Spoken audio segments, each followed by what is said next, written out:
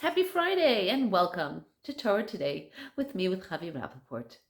I remember some years ago, I had this babysitter who really took care of the kids and she taught them some good values. And one of them was a Yiddish expression, a vort is a vort.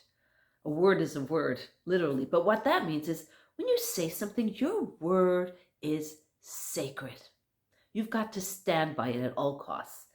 This week's Torah portion, Parshat Vayeitzei, we find something really, really unusual.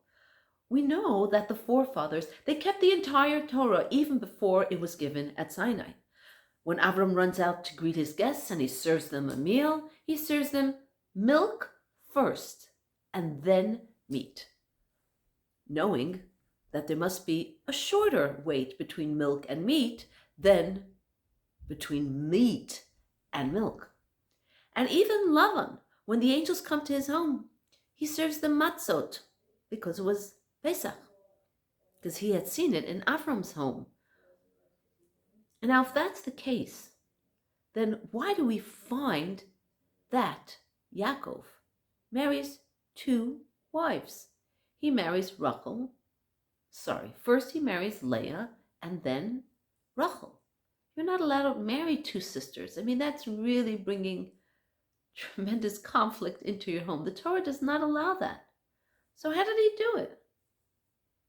So some say, well, really it's because they kept the Torah only if they were in Eretz Yisrael. That's where they kept the entire Torah, not outside.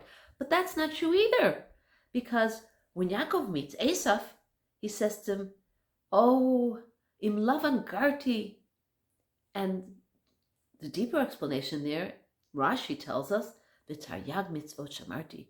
Though I lived with that swindler in that wicked place, I was not influenced. Taryag mitzvot shamarti. I kept 613 mitzvot, not bothered by my surroundings. Yaakov is keeping the Torah. Why is he marrying two?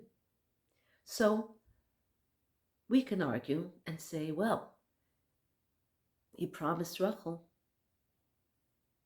and though he married Leah, maybe he should have said, well, Rachel, I'm really sorry. I know that I was meant to marry you, but look what happened now. I'm kind of in a bind. Sorry. But Yaakov didn't do that.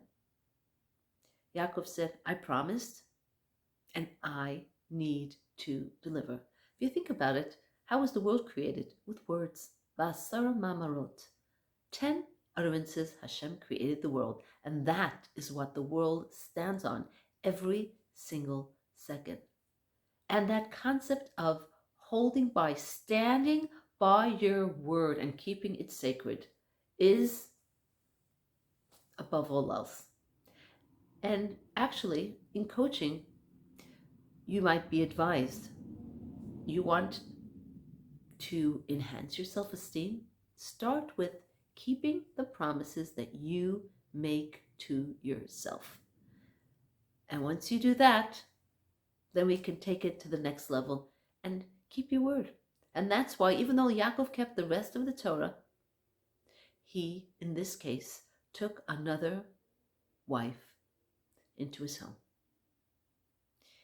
And I think that the takeaway is pretty obvious.